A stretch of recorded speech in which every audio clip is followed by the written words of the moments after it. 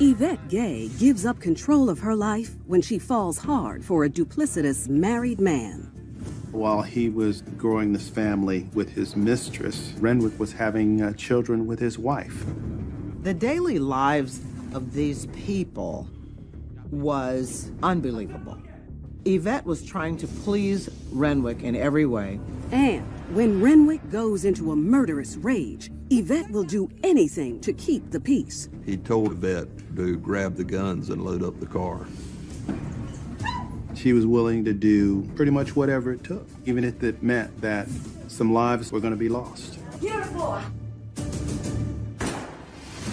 And later, in the prairie state of Illinois, Vashon Mills rushes into a relationship with a charming hothead. This is a man who told her that if anybody ever got in between them, he would kill them. And when she tries to tame her man, I'm tired of you lying to me. Who are you talking to? I'm tired. Vashon finds herself pulled into a world of madness and mayhem. She knew they didn't get along, but she never thought he would take it this far. He dragged the body by the belt and started the fire. She would do basically anything for him, including cover up a grotesque and horrific crime. I asked him, why would you do that? There are hundreds of thousands of women in prison at any given time in the U.S. These are the true stories of women who committed heinous crimes in the name of love. For my man. Yvette Gay is born into a chaotic home life in rural Washington, North Carolina. Yvette didn't really grow up in a very nurturing, loving, and kind environment. Her father had health issues that he was dealing with. He wasn't able to work. She had a mother who was diagnosed as a paranoid schizophrenic. She spent some time helping care for the family at times. She was one of 6 children. There was no love in that home. Growing up in a very chaotic household certainly can cause a lot of psychological dysfunction, but one learns that they can survive by just going along to get along. Amid all the chaos and heartache of home, Yvette still has one person she can always count on, her twin sister, Doris. They both had learning disabilities, but Doris had more proficiency than Yvette. And that made her protective. And their bond was not as equals necessarily, but as Doris in the role of the protector. In spite of their learning curve, the duo takes life by the horns. Yvette and Doris finished high school and got jobs in a crab factory where she and her sister worked together, but they brought their paychecks home to the family. By the time she's 21, Yvette is tired of taking care of her family. She has her own womanly needs and wants a man to satisfy them. Come meet my friend Renwick. And just down the road is 22-year-old Renwick Gibbs, who sells candy bars out of his car. Despite his juvenile occupation, he's all man when it comes to attracting the attention of a woman. It was casual. She wasn't intending for that to go anywhere. And of course, Renwick and Yvette, they just took that to a whole nother level. Yeah, so if you don't mind, I can maybe show you something. Yeah, go ahead. So it's with this right here, right? Okay. Renwick is a newlywed. He's married to a woman named Anne. But he doesn't let things like his marital status get in the way of pursuing the young twin. Yvette knew that Renwick was married. It was just 2 weeks after Anne and Renwick got married that Yvette became involved with him. Oh, okay. Renwick turns on the charm with Yvette, and she's immediately drawn in. But to be honest with you, I just think you're just beautiful. Renwick was the first man that Yvette had ever known to pay attention to her. And this is seductive.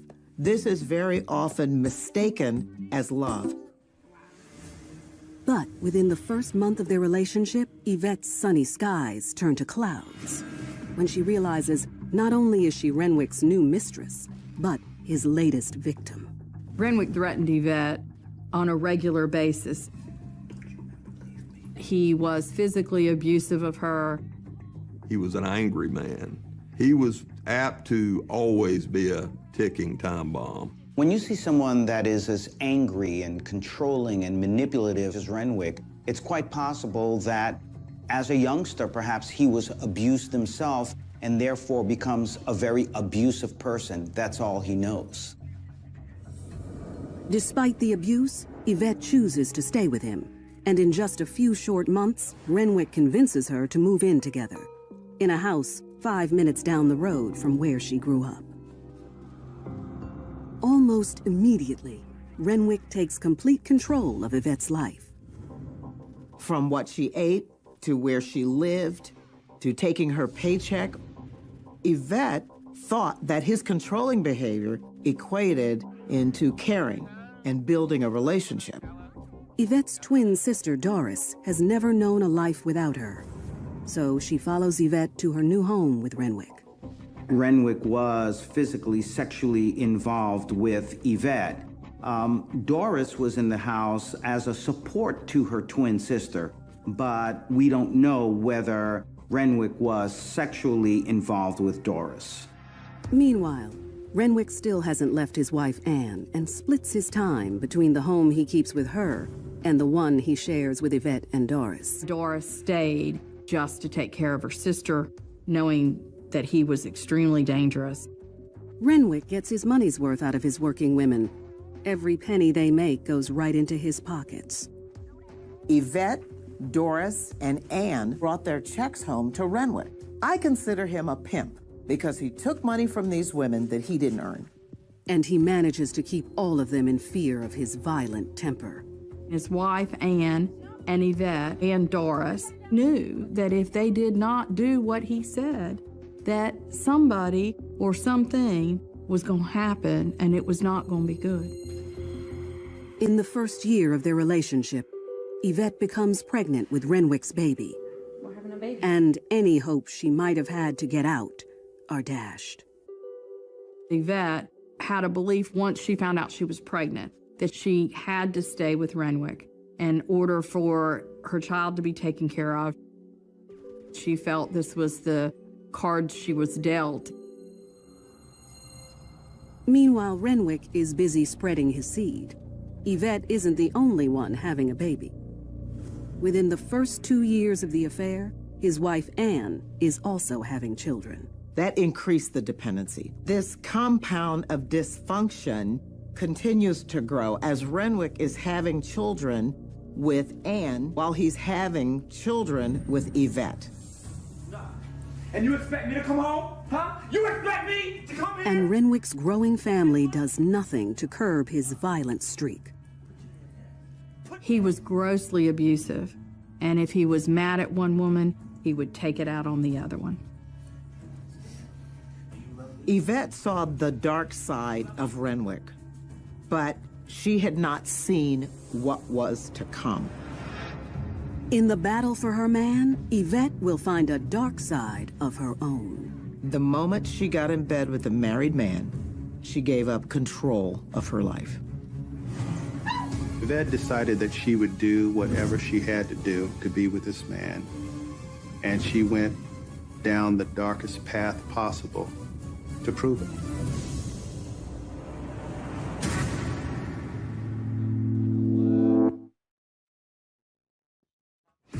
In Washington, North Carolina, 24-year-old Yvette Gay is in an abusive relationship with the manipulative and married Renwick Gibbs.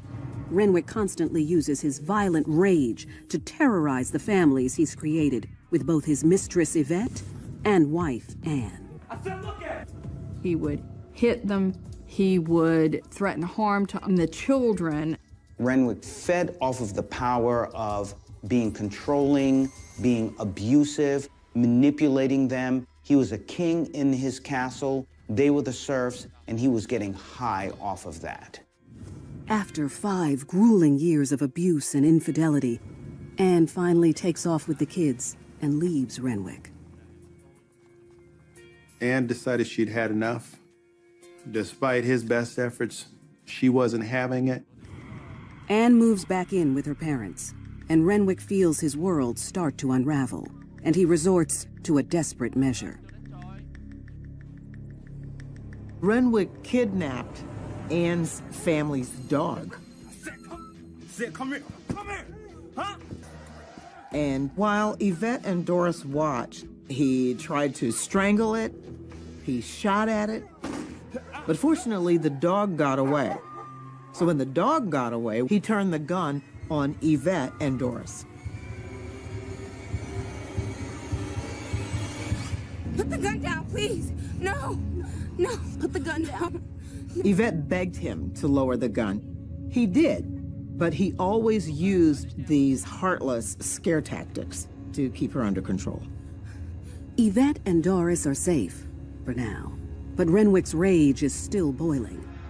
Later that night, he devises a new plan to make his wayward wife pay. And he commands Yvette and Doris help him. This is gonna happen. Are you ready to do this? No. Renwick told Yvette and Doris that he was going to kill Anne, and he told them that they were going to help him. Go get the bullets. Go get the bullets! Yvette and Doris stayed in this very abusive relationship with Renwick because he had control over them. He had power over them. Yvette begs Renwick not to make her do it. I need you to buck up, okay?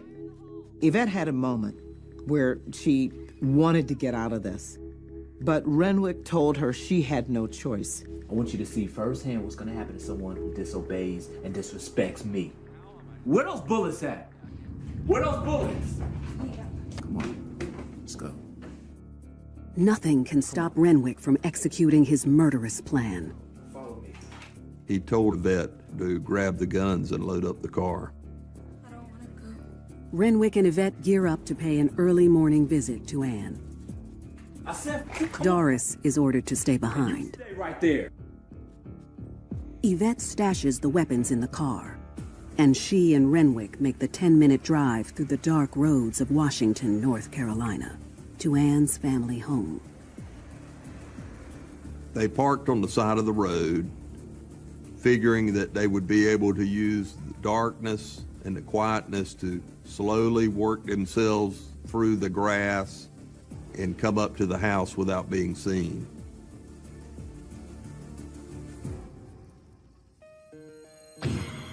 Yvette and Renwick creep up to Anne's parents' house.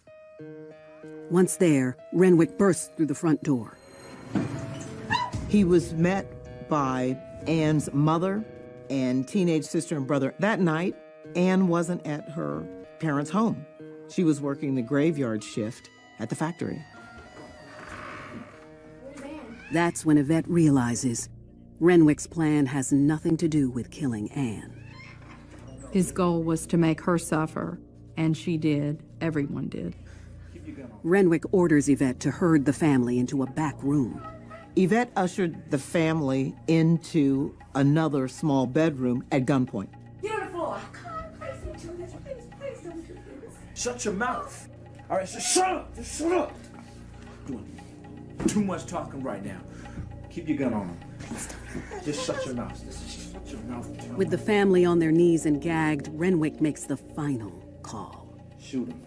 He told Yvette to execute them, to fire at each one of them and kill them. Yvette placed her loyalty in the hands of somebody that she shouldn't have. She paid the price. And later in Illinois, Vashon Mills falls for a charming coworker that turns her world upside down. She got caught up in his charm, but when he was angry, he revealed a very explosive side to her. Who are you talking to? And the consequence was a destructive relationship that ended up in the death of an innocent victim.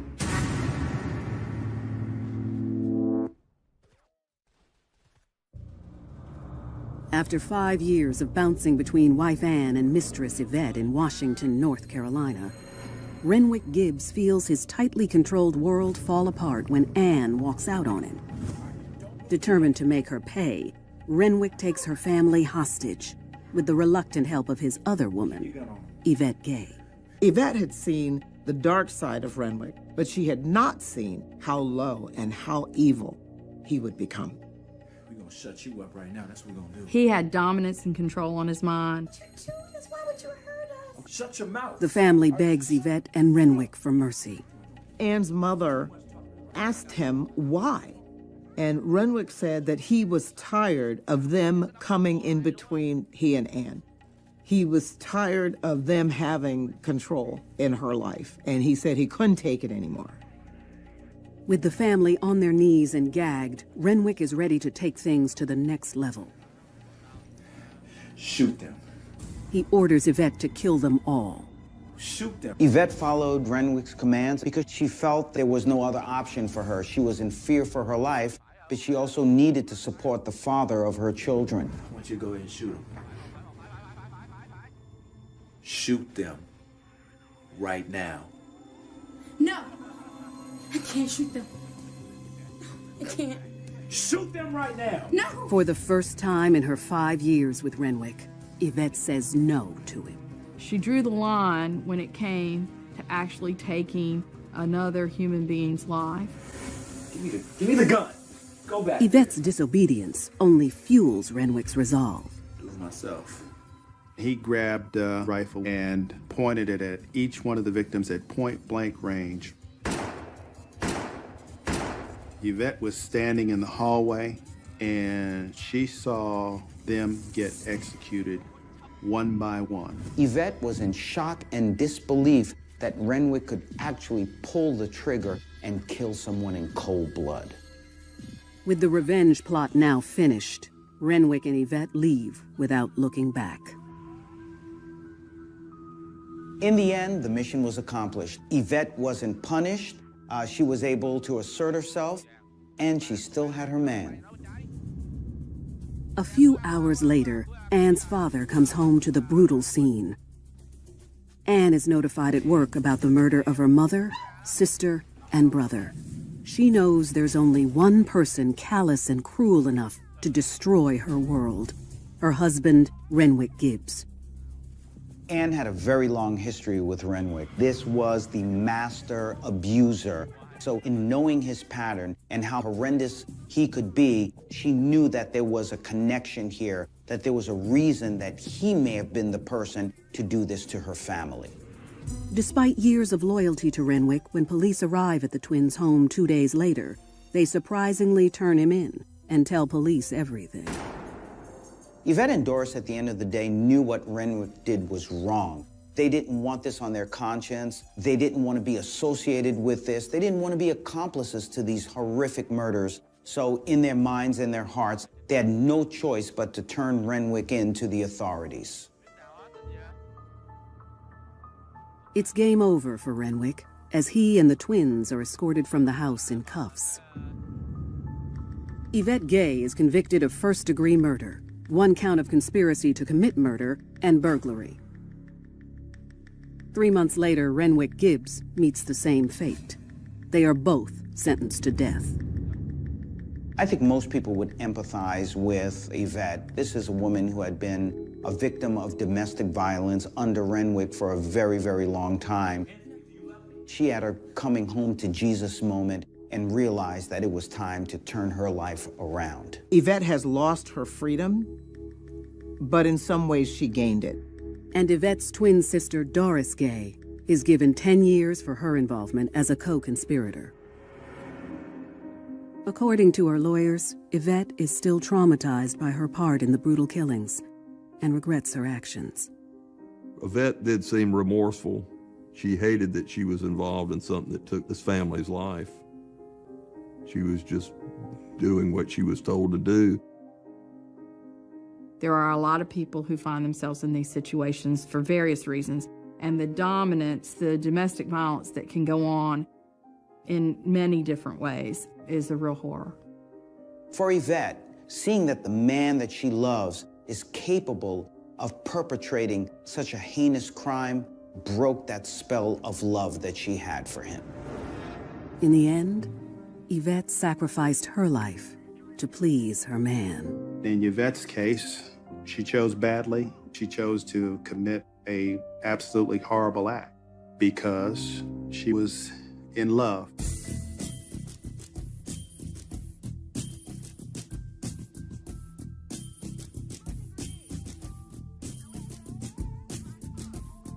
Yvette Gay's devotion cost 3 innocent lives and guarantees her own death behind bars. In the prairie state of Illinois, Vashon Mills will also learn that blindly following her impulsive man can have dire consequences. In the inner city of Indianapolis, 19-year-old Vashon Mills is on the road to success. Vashon had a high school education. She then got a nurse's aide certificate and was enrolling in nursing school. She'd be able to take care of herself, take care of other people, and she was truly on a path to success. And it looks like she won't have to walk that path alone, when shortly after graduation, Vashon falls in love with a man who has the future on his mind. She met a man and they got married. He was a nice guy, earned a solid living, and he was in the military. But military life keeps him away from Vashon more than she'd like. 4 years and 2 daughters later, they divorce. There was no significant father figure for her. That created a void in her emotionally, which resulted in her neediness towards men. Vashon and the girls move out on their own. And love quickly finds her again when she meets 23-year-old co-worker Rayshawn Johnson. Vashon was working at a health care facility, and that's where she had met Rayshawn Johnson. Oh, okay. I'm Rayshawn. With names so similar, a match between Vashon and Rayshawn seems like fate. And after a few days of flirting, Vashon falls for him. Hard. They bonded over the fact that they had both recently been divorced. He was accepting of her children, and that brought a lot of comfort. But Vashon's attraction may burn her in the end. Vashon, you see the way he treats me? What did you do? She was under his spell, so she'd pretty much do whatever he asked. It was a crime of passion. It was one panicked act after another, resulting in a very messy crime.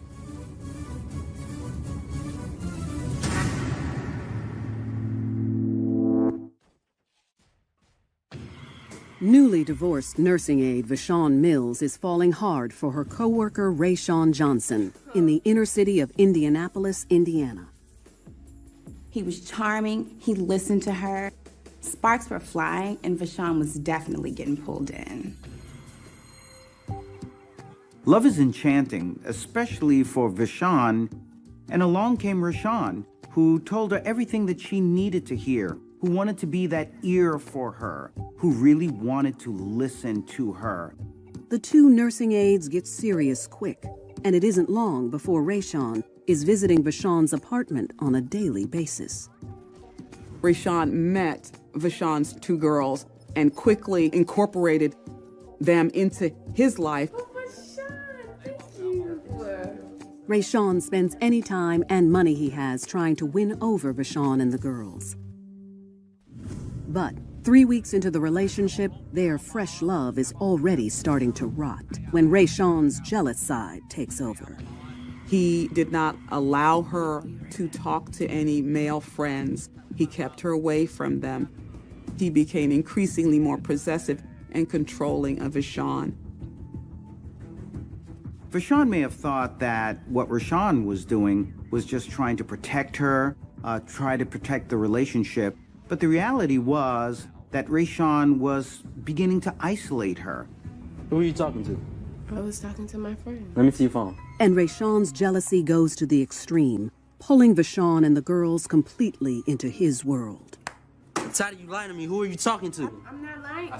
Who are you talking to? He made it absolutely clear to her that he didn't want anybody to come between them. He told Vashon that if anybody ever tried to come between them, he would kill them. I'm sorry. I'm tired of you. Ignoring the warning signs of Rayshawn's irrational behavior, Vashon not only stays with him, she upends her world to be in his life. About 6 months into their relationship, Rayshawn invited Vashon to move in with him and his mother, which was in Bloomington, about 3 hours away from her family. Vashon doesn't give the disruption a second thought. She was moving away from her job. She was moving away from her support system, which was her family, and she now had to enroll her kids in different schools. She'd be completely under the care and control of Rayshawn and his mother. The living conditions in Rayshawn's mother's housing project apartment are cramped, but Vashon sucks it up until the two can get on their feet. Rayshawn immediately finds work at a customer service company, and Vashon looks for a job so she can re-enroll in nursing school. But things are about to change. One night, Vashon and Vashon went to bingo night, and when they got there, Vashon noticed an elderly man at the bingo game. 74-year-old Oakley Mitchell is a retired veteran with a kind soul, a giving heart, and a listening ear. Oakley was drawn to Vashon, and by the end of the night, she pretty much had told him her whole life story. Normally, Rashawn would be insanely jealous of Vashon talking to anyone else, especially another guy. But Oakley was a senior citizen, much older individual, and therefore was very non-threatening. Just a good old friendly soul. I've got a big house. I've got plenty of space. You and your boyfriend want to come by, I can make you a pretty good deal. Oh, yeah? Yeah, not a problem. Oakley feels for Vashon's cramped living situation, and he could use an extra hand or two at home. Oakley lived on a huge farm, and because he was in a wheelchair, he couldn't take care of himself.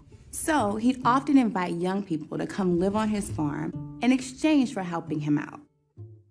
Vashon explained to Oakley that she had a boyfriend and that she would have to ask and bring him, but he was open to it. Yeah, it was nice meeting you. Okay, here now, you behave. Bye-bye. 2 weeks after meeting Oakley, Rayshawn, Vashon, and the girls move in. And Vashon seems to be the answer to Oakley's prayers. She cleaned the house for him, she'd drive him around, she'd even help him put on his pajamas at night. But just days after moving to the spacious farm, Rayshawn's already feeling crowded out. From the time they moved onto the farm, Rayshawn was no longer in control. He was not the man of the house because it wasn't his house. He wasn't providing for her, Oakley was, and that did not sit well with Rayshawn. Hey, what's to do? Rayshawn and Oakley were at each other's throats around the clock. She knew they didn't get along, but she never thought he would take it this far. I asked him, why would you do that?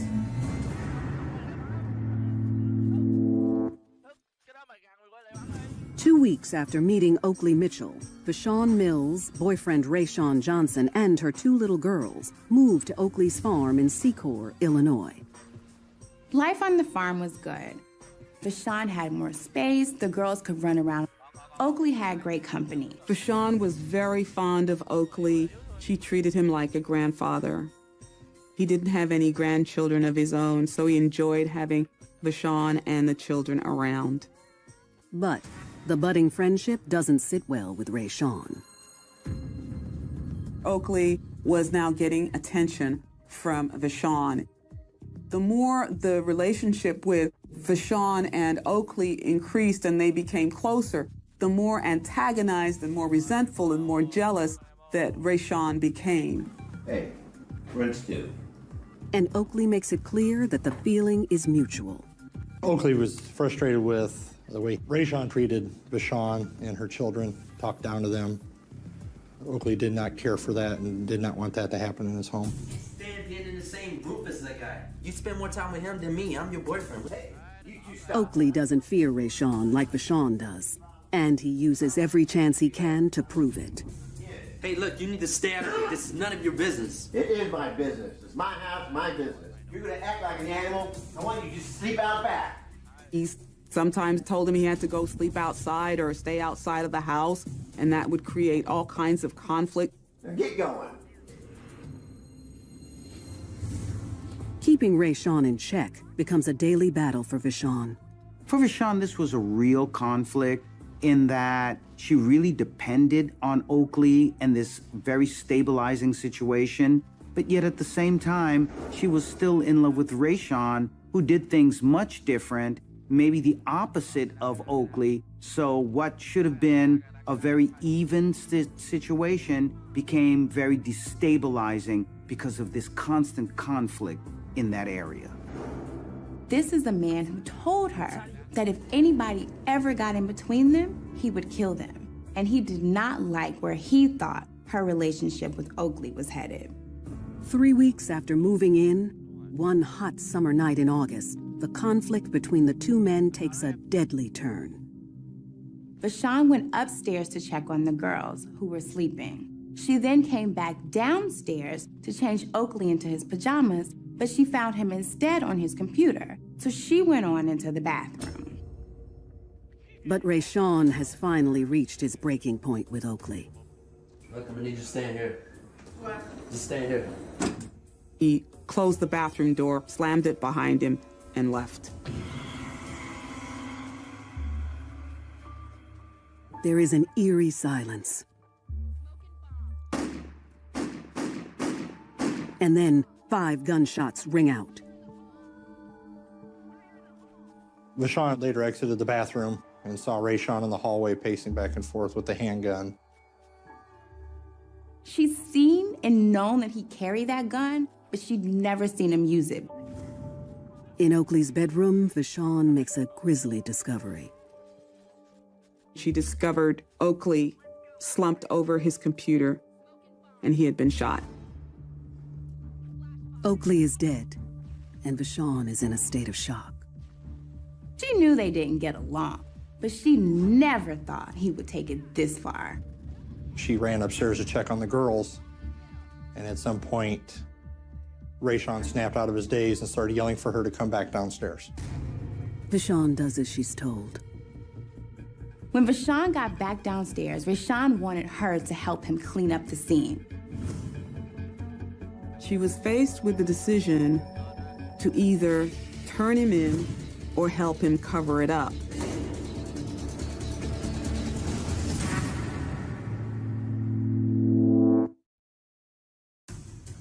After stewing for weeks, Vashon Mills' boyfriend, Rayshawn Johnson, kills their elderly landlord, Oakley Mitchell, in a jealous rage. A few minutes after shooting Oakley, Rayshawn asks Vashon to help him clean up the crime scene. She had to make a decision whether she was going to help him cover it up or not. The choice Vashon makes is to stand by the man she loves. She immediately began picking up shell casings. As night turns to day, Rayshawn sets a large fire to dispose of the body. He dragged the body by the belt and placed it on the burn pile. But before he got to the burn pile, he pulled Oakley's wallet out of Oakley's pocket and gave it to Vashon. That old saying, no good deed goes unpunished, is really true here. Because here you have Oakley, who just wanted to really help these people out. He didn't have to extend his home, but he did it. And so what does he get in return? He gets murdered. With the fire still burning, the couple flees the farm. They grabbed the kids and went to Bloomington to check into a hotel. On getting to Bloomington, they stopped at an ATM, withdrew $400 from Oakley's account. Vashon is really torn here because on the one hand, she's really afraid that she might get caught up in this murder with her boyfriend. But on the other hand, she might have to turn against him and let him take the fall by himself. He had been there for her in her mind, and she felt that she had to be there for him till the bitter end. The next morning, Vashon and Rayshawn returned to the farm to check on the damage. They discovered that Oakley's body was only partially consumed.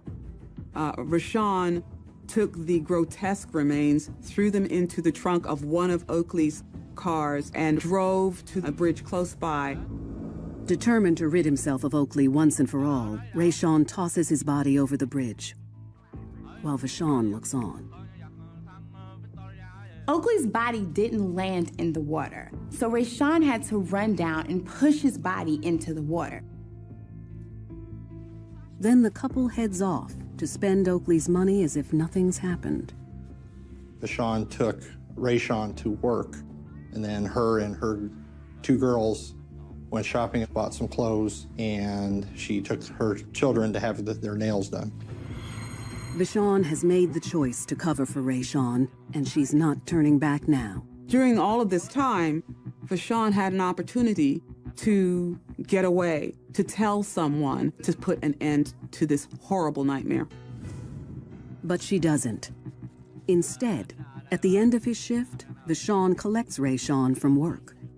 They headed back towards Indianapolis to her grandmother's house. On the way, Vashon and Rayshawn learn some startling news. They saw a news article where a body had been found in the Mackinac River where they had dumped Oakley's body. The body was discovered by a male who had went down to the Mackinac River to fish that morning. The guilt of Oakley's murder begins to weigh on Vashon, and when they arrive at her grandmother's house, she finally breaks her silence. Rayshawn killed Oakley. What? Did you say he killed someone? Vashon told her grandmother everything. The grandmother then asked, "What do you mean you had to do it?" I had to, Grandma. He was disrespecting us, trying to come between us. Rayshawn may have been a person who had a lot of psychological issues growing up and therefore always felt that he was disrespected and reacted with extreme anger and rage. And in some ways, Oakley may have pressed some of those hot buttons from the past. After the confession, Vashon's grandmother gets Rayshawn out of the house so she can figure out how to help clear Vashon's name. Vashon's grandmother took Rayshawn to a family friend's home, left him there, and then contacted a family friend who was a detective. The detective gets in touch with local police, and Vashon tells them where they can find Rayshawn. Police came to a home where Rayshawn had been staying and found him hiding in a closet. And that is where they arrested him for the murder of Oakley Mitchell. Later that day, Vashon is also taken into custody. Vashon pinned the entire murder on Rayshawn. The whole time he had the gun, I was just scared. I was scared of it. I said, Ray, I asked him, why would you do that? That man was a good man. That man was a good man. But Rayshawn also plays the blame game. She told me that he had tried to make her. Okay, who told you that? Vashon. Okay. He said that Vashon requested that he kill Oakley because Oakley had made unwanted sexual advances towards her, and that he only complied out of love for Vashon. Rather than taking their chances in front of a jury, both Vashon and Rayshawn make deals with prosecutors. Rayshawn pled guilty to first-degree murder and was sentenced to 50 years in prison. Vashon pleaded guilty to concealment of a homicide and mutilation of a body and received an 18-year sentence in prison. In many ways, I think Vashon had plenty of opportunities to get out of this very abusive and crazy relationship with Rayshawn. And so when there were the detours ahead, she ignored each and every one of them. And each time she did that, she was further and further in and just couldn't pull herself out. In the end, Vashon's dependence on her man claims a life and ruins her own. That man was a good man. Vashon risked a lot by helping Rayshawn with the murder and the concealment. She has not seen her children, and she basically lost everything. Vashon blamed herself for Oakley's murder. If she had never brought Rayshawn into his house, he'd still be alive and playing bingo today. At the sentencing hearing, Vashon admitted guilt to a number of things, including falling in love with a bad man. In life, there are choices and consequences, and Rayshawn and Vashon made an unhealthy choice by coming together to meet whatever their unconscious, irrational needs may have been. But the consequence was a very destructive relationship that unfortunately ended the life of an innocent victim.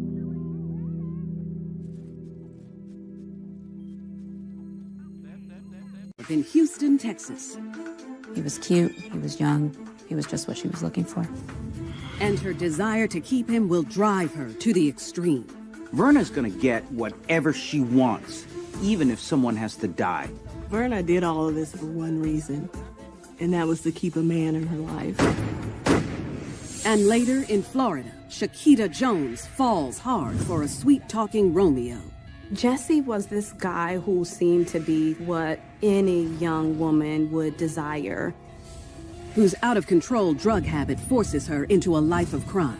Miss Jones brought a gunman, violence, and greed to that gas station. She knew that somebody was going to be robbed. Shakita Jones did what her boyfriend wanted. There are hundreds of thousands of women in prison at any given time in the U.S. These are the true stories of women who committed heinous crimes in the name of love. For my man. As a young child growing up in a single-parent home in Oakland, California, Verna McLean always felt that she could lean on her mother. Her mom was the one that was the role model in her life. Her mom was the main focus of her life. They were very close. But when Verna's mother and sister leave her behind to move to Houston, Texas, the now 23-year-old is fine with it. She's fallen for a man named Theo McLean, who whisks her away to San Diego, where for the next 4 years, she splits her time between raising children and being a nurse. This woman was a nurse, so her job was to take care of people professionally, but she also took care of them personally, too. So certainly, this was someone who was giving, who was caring, who was a healer, really the salt of the earth. And now, several years later, the 27-year-old's patience is wearing thin. She was working over 60 hours a week. She worked in nursing homes. She worked in child care facilities. The people that she worked with, everybody had great things to say about her. But as much as Verna lives for taking care of people, her long hours are not born from a love of her job, but more out of necessity. Her husband did not have a job. She was the breadwinner for the family. She had 3 children. She was the only one that was responsible for the kids. Without a doubt, she was tired of doing all of that. One summer day, Verna reaches her breaking point and decides it's time for a change. I'm out of here. I can't live like this, and neither is my child. She tells her husband she's taking the kids to visit her mother and sister in Houston, Texas, and never looks back. Verna may have decided to move looking for a better life. Moving to a new city where perhaps she could meet new people and find the love of her life. By all accounts, Verna was a very responsible person and a very nurturing person. When Verna moved to Texas, this was an opportunity to completely reinvent herself. After setting herself and her kids up in her mother's home, Verna lands a job with a home health care service. She ended up eventually working for a company that treated or cared for high-risk children. Once Verna is settled in Houston, the scenery isn't the only thing that changes. A new city means it's also time for a new Verna. Long gone is the plain Jane nurse who lived for others. You saw her become someone that she wasn't in San Diego. Makeup always done, hair always done. She started wearing wigs constantly. She became somebody she thought she wanted to be. This was an opportunity to reinvent herself, to be what she always had wanted to be. This exciting woman, known for her looks, known for her beauty. And so she did everything in her power to create that image. For the first time in her adult life, Verna isn't tied down to one man. So she plays the field with men she meets online, using them to fulfill her most basic desires. Perhaps one man provided what she needed sexually. Perhaps another man provided what she needed romantically. That allowed her to kind of become the Verna that she wanted to be. Verna is soul-searching. Her father wasn't there. Her own home was broken in that her husband wasn't there for her emotionally. This is a woman who is searching for validation. Despite her appetite for online dating, it's her work as a nurse that leads Verna to Andrew Manor, a handsome mama's boy with a heart of gold. Andrew's niece had a trach in her throat. She had a problem where Verna had to take care of her. Andrew was about 10 years younger than Verna. He was in his early 20s. Verna's job puts her in Andrew's home all day, every day. and it's hard for her not to get enveloped into the close-knit family. Andrew lived with his mom, lived with his brother, and that relationship kind of developed not only with Andrew, but with Andrew's mother. Almost immediately, Verna and Andrew take their attraction to the next level. Verna was attracted to Andrew because he was much younger, he was impressionable, he was a good guy, that he could be easily controlled by Verna, who was much more mature and knew the ways of the world. I think that what Verna saw in Andrew was someone who made her feel different than she felt when she was in San Diego, someone who made her feel more like a woman. Verna also has the love and approval of Andrew's mother. She's found stability. Things are going well with her family, things are going well with Andrew and his mother. They're showering her with affection. She feels special. She feels great. And she's not going to let anything come in the way of where she is right now, in the way of this happiness. Nothing. But having all of her needs met isn't enough for Verna. She's worried that she might lose Andrew to a more desirable woman, one who's closer to his own age. She needs to ensure Andrew will be in her life forever. So she decides to tell him she's carrying his child. Andrew was very excited to be a father. He was happy about it. Speaks about pure emotion and desperation and doing whatever you have to do in order to keep your relationship alive. Verna may have known enough about Andrew to know that if she told him she was pregnant, that he would stick around. What Andrew doesn't know is that Verna is unable to give birth. After the birth of Verna's third child, she got her tubes tied. She couldn't be pregnant, but that didn't stop her from saying that she was pregnant. With a 9-month deadline in place, Verna must come up with a plan to ensure her future with the man she loves, or lose him forever. When I think about what Verna McClain did, it haunts me to this day. Verna was about to step out of her body for this man. It was scary what she did for him.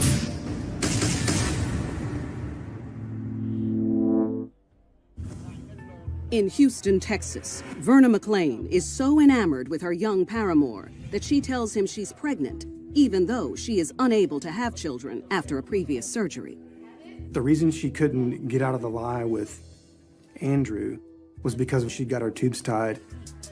But Andrew starts talking marriage. Andrew was expecting to have a new son or daughter and was very excited about it. Here's a situation, he has a stable woman, stable relationship, and he has a child that's on the way. And so it was easy for him to feed into all of the lies he was being fed by Verna, even if they were ridiculous lies. He's also excited to share the news with the other woman in his life. Andrew's mom and Andrew, they were so excited that they were going to have a baby with her and be a dad and be a grandma. As the months progress, Verna continues to lie about her pregnancy, and Andrew and his mother fall for it hook, line, and sinker. Verna would have been able to pull this off because she's a nurse, so she knows what's involved in being pregnant, and she's also a mother. Verna had a heavier body build, so it would have made it easier for her to lie about the pregnancy. She doesn't tell her own family about Andrew, so that she doesn't have to worry about perpetuating the lie at home. It's obvious that Verna portrayed herself differently to different people and certainly compartmentalized various aspects of her life. She just didn't want the worlds to collide. Around 3 months in, Verna's able to keep the deception going as far as Andrew is concerned. But as another woman who's given birth, fooling Andrew's mother isn't as easy. Verna's future mother-in-law was questioning Verna about why Andrew or Andrew's mother couldn't go to Verna's doctor's appointments related to the pregnancy. As she nears her fictitious second trimester, Verna tells Andrew and his mother that she's learned her pregnancy's at risk, and she must travel an hour southeast to Galveston to see a specialist. The latest ruse keeps them at bay for now. Andrew didn't have a car. He had no way to get down there. His mom worked at the post office and was working all the time. With each passing day bringing her closer to the 9-month mark, Verna finds herself at the point of no return. It was easier for her at that point to just continue to say that I'm pregnant, and eventually she would figure something out. If Verna faked a miscarriage for Andrew, then she was afraid that she just might lose him forever. In addition to losing Andrew, she's also at risk for losing her job as a home care nurse. Verna has painted herself into a corner, and she sees only one way out. She knew that she had to produce a baby to show Andrew. The only thing that came into her mind was to kidnap a child. She comes up with a plan and sets it in motion. First, Verna comes up with a story to tell her own family, to explain why she may soon be coming home with a child. Her family believed that any moment that Verna could become an emergency foster parent for a foster child. And it made complete sense. Verna was a nurse. Verna took care of children. And so nobody really ever questioned it. Then, with only a week to go before the 9-month mark, Verna calls Andrew from her home in Houston to tell him she's in Galveston and has unexpectedly given birth to their child, knowing he will be unable to get down there right away. She started sending him pictures of different children on Facebook. He was getting photographs of kids that he thought was his own little baby. The photos do the trick, and Andrew promises to be patient until she and their child are discharged in a few days. The love and the adoration that Andrew and his mother gave to Verna because they believed she was pregnant only fed her ego and only kept the lie going. But Verna knows she's only bought herself so much time. She needs a baby, and she doesn't care who she has to harm to get one. She goes and gets a gun. She goes and gets the bullets. Verna did all of this for one reason, and that was to keep a man in her life. And later, in Lake City, South Carolina, Shakita Jones puts her man's needs before her own, with fatal effect.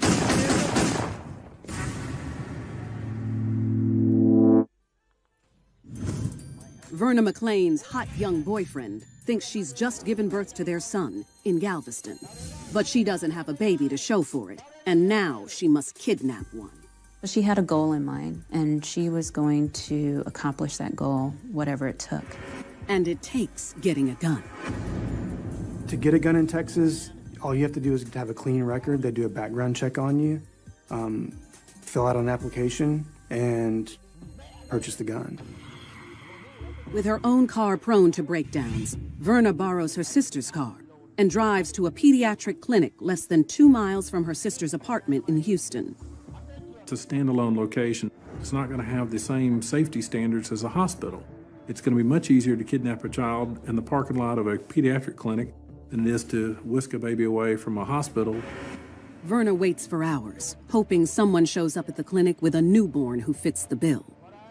As Verna was sitting there watching these moms go back and forth, she had plenty of time to rethink this, to do something else. But I think she was just feeling so desperate that she had to do it. Verna's patience pays off when she sees a young Caucasian woman pull up in a pickup truck. She was trying to pass off the baby as someone who could be Andrew's baby, and so a white baby. Kayla Golden Shookhart is at the clinic for a postnatal checkup with her 3-day-old son, Keegan. Kayla was a 28-year-old mother of 3. She was a stay-at-home mom. She and her husband, Kevin, had been married for about 3 years. Unfortunately for Kayla, she's walked into a hornet's nest. And it was at that point that Verna knew exactly what she wanted and exactly who she needed to get it from. Verna pulls into the empty parking space next to Kayla's and waits for her to return from her appointment. A little over an hour later, Kayla exits the clinic with Keegan. Kayla's making her way to the pickup truck. When Verna sees Kayla, she's probably thinking it's now or never. Verna rolled down the window, put her arm out. Kayla never saw Verna McLean. As Kayla's putting her child in the car seat, she's shot in the back 7 times. But despite being mortally wounded, Kayla's not giving up her baby without a fight. What you have is Verna taking baby Keegan, getting in the vehicle, and Kayla kind of struggling with her, still trying to get the baby as she falls to the side. Verna speeds off and heads toward her sister's apartment. For Verna to kill Kayla in broad daylight and snatch that baby, it speaks about being totally emotional to the point of pure desperation. 911 is flooded with calls from eyewitnesses to the crime as bystanders rush to Kayla's side. Kayla was still alive when EMS responded and when law enforcement got there. She was telling the paramedics, other first responders, was what her baby was wearing. Her main concern was getting her baby back. Kayla is loaded into an ambulance, but loses consciousness and slips away en route to the hospital. She died protecting her kid. And that stuck with me then, it sticks with me now. At the scene, concerned citizens provide the police with crucial details about the attack. There were a lot of witnesses that were able to give us a description of the vehicle, and I believe of the license plate as well. Law enforcement issues a be on the lookout for the car and plates described. Meanwhile, Verna stops at her sister's house to drop off the car and change out of her blood-spattered clothes. Then she calls Andrew's mother.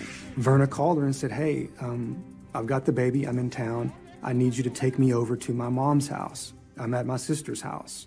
And so Andrew's mom wanted to see the baby and obliged. Andrew's mother picks up Verna and her new grandson, unaware of the brutal murder and kidnapping that occurred just a few miles away. And of course, Andrew's mother is so focused on the baby that she's completely oblivious to any nervousness that's coming from Verna. Verna doesn't know that the local police have found her sister's car. It was by complete happenstance. They're driving around looking, patrolling the area. They drive into this complex and decide to go down this perfect aisle and happen to see the Lexus. The hood on the vehicle was still warm. The blood is smeared all over on the side. Surrounded by doting grandmas at her mom's house, Verna has a moment of clarity and realizes by fleeing her sisters so fast, she's neglected to cover her tracks. She's left the car with blood all over it, all the bloody clothes, the gun, her bloody cell phone in her sister's apartment. And so it's at that point she goes to the scene. But it's too late. Verna arrives to find the apartment complex swarming with law enforcement. Verna came to the scene there saying she had heard about it on TV. And it's not the first time that a suspect would come back to the scene of the crime. It's almost cliche. Verna tells police she knows nothing of the abduction but happened to find a baby on the steps of the apartment complex earlier that day. She took the baby to her mom's house until she could call authorities. But police know it's a tall tale. Verna's story's not making sense because we obviously know that the child wasn't found on the steps, that the child's mother had been murdered. Police at this point have identified that vehicle that Verna used that had blood all over it, that had shell casings laying in the floorboard of the car. As detectives on scene continue to talk to Verna, law enforcement are dispatched to her mother's house.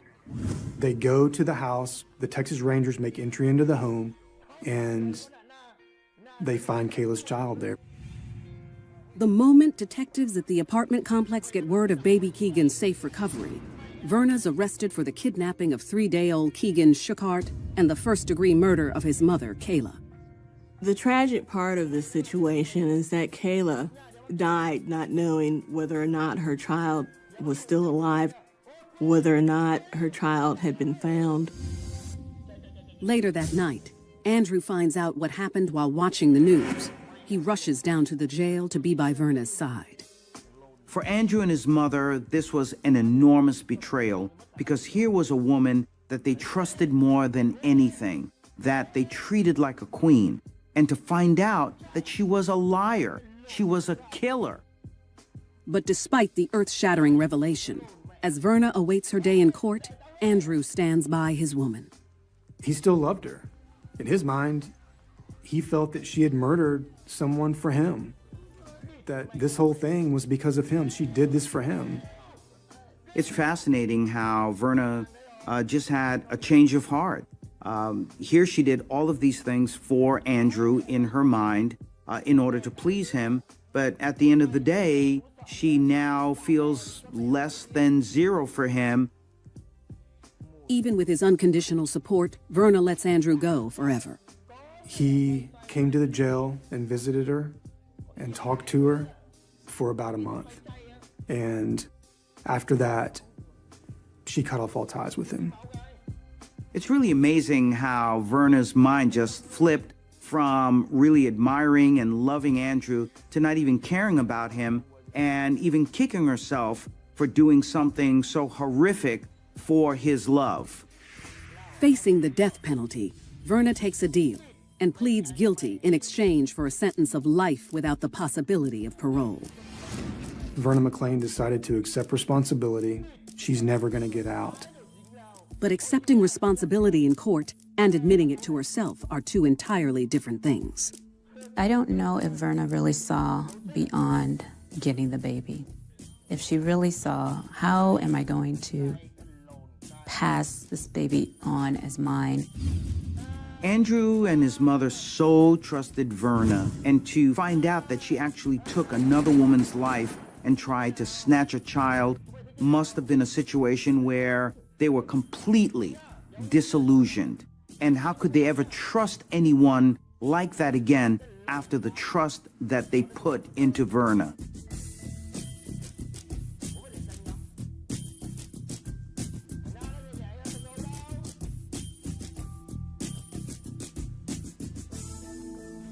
Verna McLean was willing to do anything to keep her man, even if it meant taking someone else's life and kidnapping their baby. On the East Coast, Shakita Jones' desire for love will lead to deadly consequences. In Lake City, South Carolina, a young Shakita grows up on the wrong side of the tracks. In that particular county where she was raised, you had neighborhoods that were really plagued with poverty and crime and things of that sort. The reality of her surroundings does not bring the young teen down. I think Shakita had that dream of wanting to be that individual that was a success. Her parents were not married. She was raised in a household with her grandmother and her mother. The opposite sex starts taking notice when she's just a teen. Shakita learned how to use what assets she knew to manage early on. She was looking for attention. It seemed like she used sex in order to get it. Sex for Shakita served two purposes. For one, she grew up in an all-female home, and it provided her validation. And secondly, and more importantly, it was a real escape for her. An escape Shakita indulges in all too often. And as she exits her teen years and enters adulthood, her dreams of getting out are dashed. And so she ended up having 3 children by the age of 25, by 3 different males. Shakita and her 3 children share a cramped home with her mother and grandmother. Shakita didn't have a lot of funds, and therefore she was living under the support of the welfare system and also social services. Money was a major concern. As a single parent with any number of children, having to work and care for them at the same time, that would be tough. Unfortunately, when we look at this cycle of poverty, it happens all too much. In some neighborhoods, we see that with poverty, there is a lack of opportunity, a lack of education. So youngsters become involved in sex and other aimless sorts of activities, which then further drives them back into that cycle of poverty. However, Shakita's circumstances are about to change with the arrival of a smooth-talking Romeo who promises to make all her dreams come true. I think it's fair to say that she was desperate. She loved him to the point where she was willing to do anything he wanted.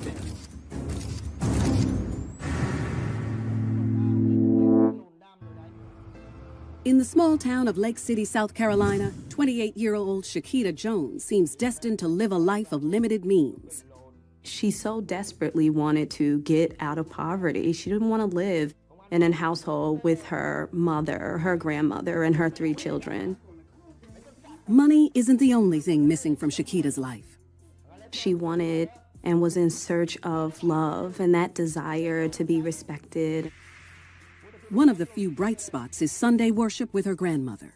When you have very little in this life, when there are things that are not physically tangible for you, this is where faith steps in. She didn't have satisfaction in her relationships. She didn't have the things that perhaps we all strive for in order to be comfortable. But one thing she had was her faith. And she showed that by attending church with her grandmother. And it's at church one day where Shakita meets the handsome Jesse Cooper. He comes into the church. In her eyes, it was like love at first sight. He stood out, gold teeth, a beautiful smile. She's drawn into Jesse because he is the picture of success. He appears to be the guy that she always dreamt and fantasized about, the one who's going to lift her out of her poverty, out of her humdrum life, and carry her into the sunset with pure happiness. In town to visit his grandparents, Jesse tells Shakita he's a hip-hop producer back in his hometown of Jacksonville, Florida. He claimed to be really high in the industry and working with numerous artists, and he had everything to prove that this was the case. Really long gold chains, nice sneakers, a really nice SUV with shiny rims. But what Shakita doesn't know is that this choir boy carries a very dark tune. He's a cocaine user. Jesse Cooper had a long criminal history, and there was no evidence that he ever held a stable job. Jesse was dealing with Grand Theft Auto, and if you know about the video game, it's definitely not something that you want to play with. For the next month, Jesse turns on the charm, romancing Shakita while keeping his drug habit and illicit money-making activities in check. Jesse treated Shakita very well. Everything that she desired, he got for her. He was very nice to her 3 children. He was respectful to her. It was everything that she wanted. She was living on cloud 9. And when after a month, Jesse has to go back home to Jacksonville, Shakita's heartbroken. The two stay in touch over the phone, and it doesn't take long for Shakita to take stock of her life, which now seems even less satisfying than before. She thinks about it a little bit, stays in this same crowded home, and then decides after about 4 weeks, I'm out of here. Driven by her desire, Shakita loads the kids up and heads 300 miles south to Jacksonville. Everything seemed to be perfect in her eyes. She's with the individual that she met in church, that she loved. It was great. Once she arrives, Jesse welcomes Shakita with open arms. Jesse feels great. There's no doubt in Jesse's mind that she was going to come. It just was a matter of time. And so a month later, she's there. That is, until Jesse's drug use comes to light. What is this? And when the mother of 3 learns he's not really a hip-hop producer, she makes a surprising decision. Shakita was not going to go back to the community she came from. And at that point, she decided, I'm going to support my man. In her mind, Shakita had a lot more to lose by leaving Jesse even after she found out about his cocaine habit. This is the guy who has been there with her, and so she is determined to make that relationship happen, even if it means exposing her children to a negative element. Shakita's found herself in a horrible situation. She has 3 children, and she's now living with a man that she realizes she knows nothing about. Jesse Cooper probably saw that she was somewhat vulnerable, being a single parent, having 3 kids, would need somebody to support her. Not wanting to return to a life of loneliness, Shakita stays with Jesse. But after only a few weeks, when Shakita can't find a job and her welfare checks are spreading thin, the family's need for money is at a constant. Jesse comes up with a plan. With Shakita's 14-year-old daughter left at home in charge of her younger siblings, Jesse enlists Shakita to drive him around to find cars to steal, and to serve as lookout while he boosts them. By Jesse introducing Shakita into his illicit life of crime by stealing cars, now he has a real partner. Shakita Jones was in love with Jesse Cooper. She wanted to be a part of what he was doing. The lovers are suspected of a string of thefts in a short amount of time, creating a mini crime wave in the Jacksonville area that does not go unnoticed by authorities. They're committing these crimes all in the same community. It's but so big.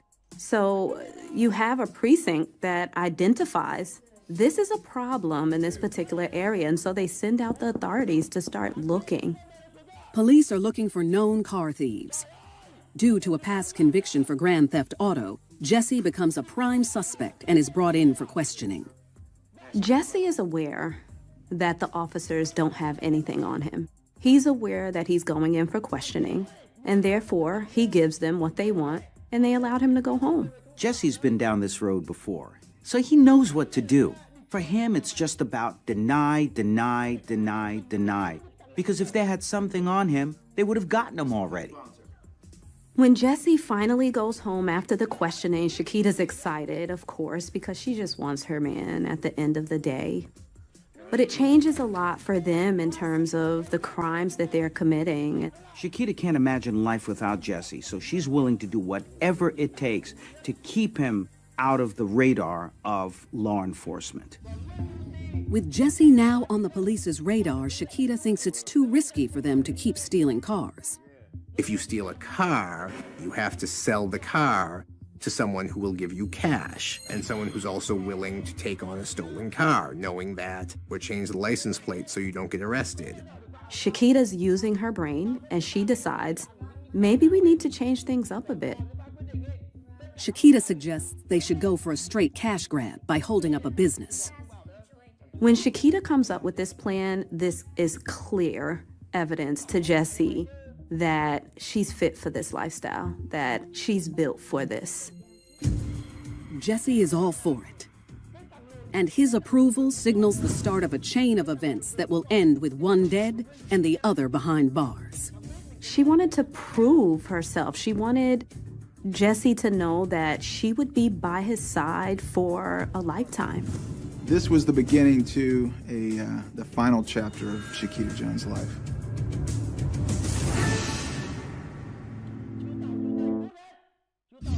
In Jacksonville, Florida, 28-year-old mother of three, Shakita Jones, has decided that the best way to support herself, her kids, and her boyfriend, Jesse Cooper, is to commit armed robbery. It's quick and easy in a way that stealing something else isn't. Shakita realizes that if she doesn't get involved in this life of crime with Jesse, that she could lose him. She can lose this dream relationship. So in her mind, she has no choice. Shakita proposes the two rob a gas station with a food mart. There's a lot more revenue that's coming there as opposed to a gas station where you're just coming in and pumping gas and leaving.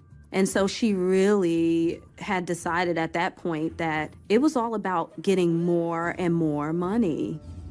Jesse convinces Shakita the next step is for her to canvass the area, to find a gas station that looks busy enough to be worth the risk.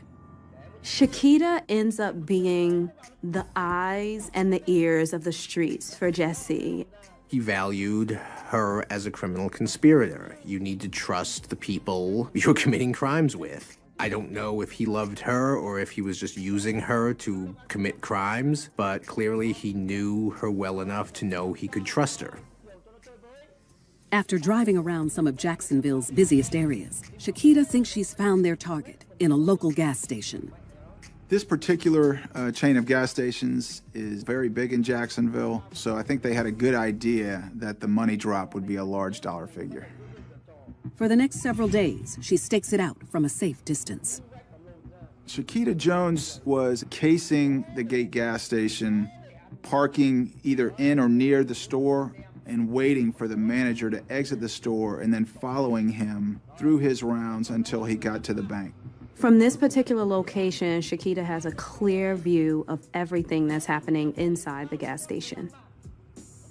But what Shakita doesn't know is while she's been watching the gas station, someone else has been watching her. There had been a rash of recent robberies at this particular gas station chain, and that's why the sheriff's office was out there in the first place, surveilling the areas. Shakita was so caught up in the robbery that she was planning that she didn't realize that she stuck out like a sore thumb.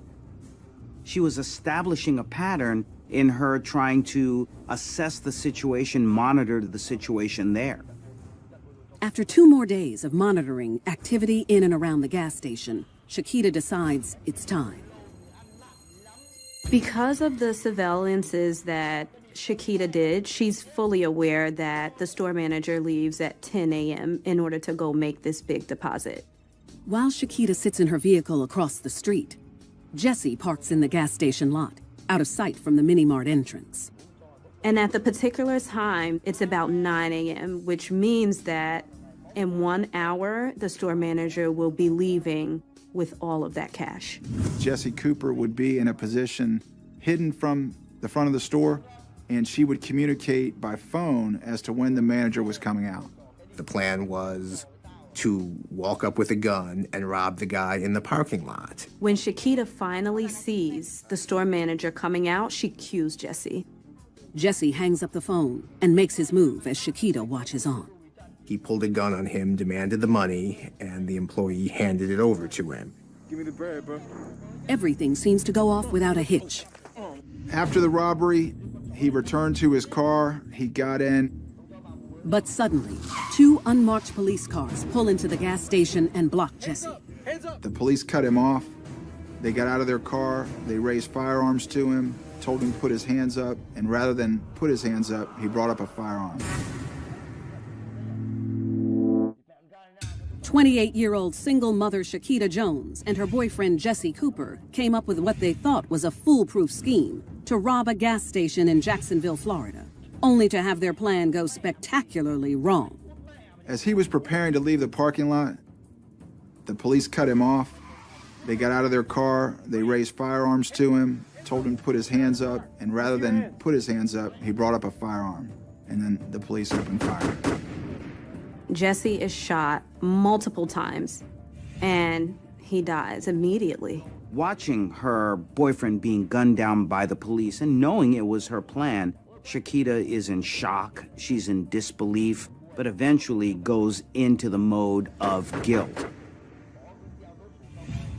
But just as she starts her car, the authorities who've been keeping an eye on her move in. Shakita is arrested without incident. When it comes time to protect her own skin, that's exactly what she does. It becomes all about her and not about Jesse. At the police station, Shakita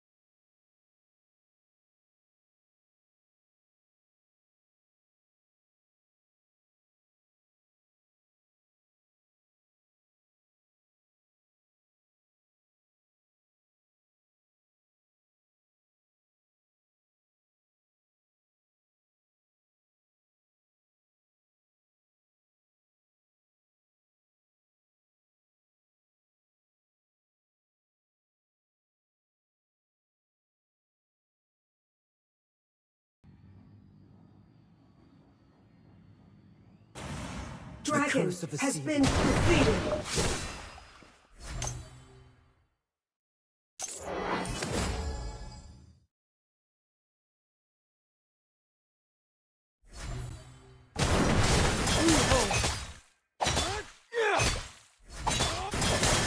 Of the sea beast, strike the innocent. I will repay the favor. Blades of the sea beast, strike the innocent. This is my domain. Blades of the sea beast, strike the innocent.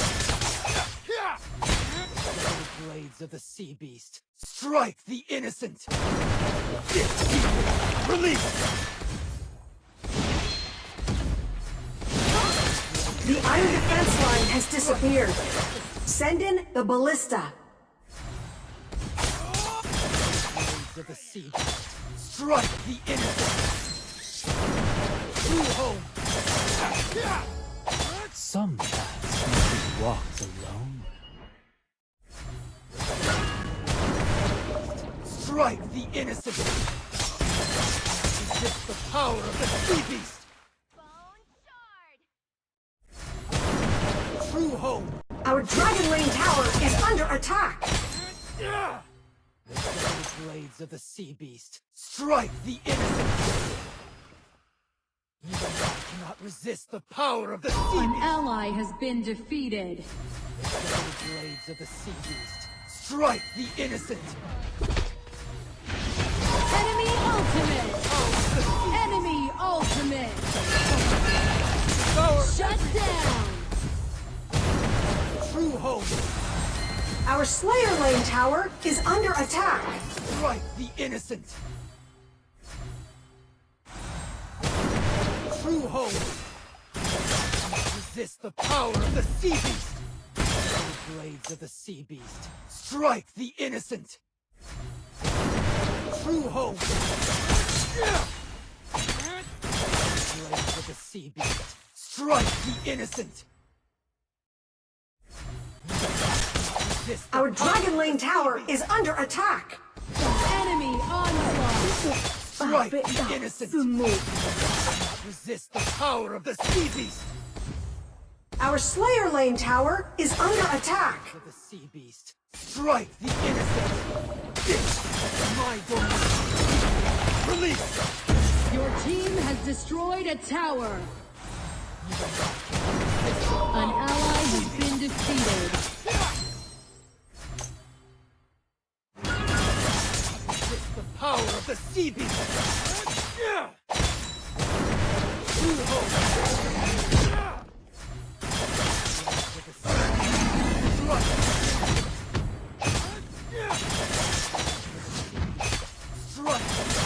Dragon has been defeated. Slayer has been defeated.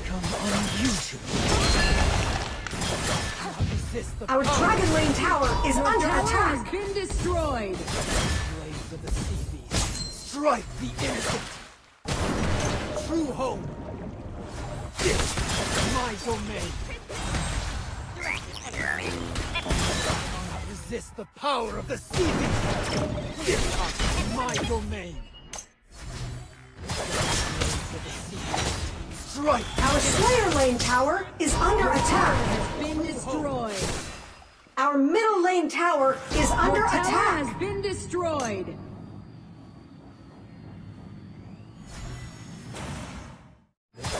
Blades of the sea beast, strike the innocent. Even I cannot resist. Your tower has been destroyed. An ally has been defeated. Strike the innocent. Even I cannot resist the power of the sea beast. Enemy bloodbath. True home.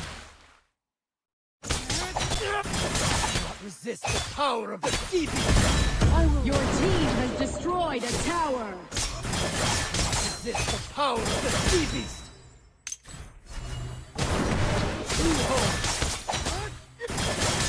To the sea. An ally has been defeated. Dragon and Slayer have evolved. Cannoneers have spawned. Blades of the sea beast, strike the innocent. team has destroyed a tower. Holy Dragon has been defeated. Enemy ultimate. Your team has destroyed a tower. Enemy double kill. An ally has been defeated. Enemy blood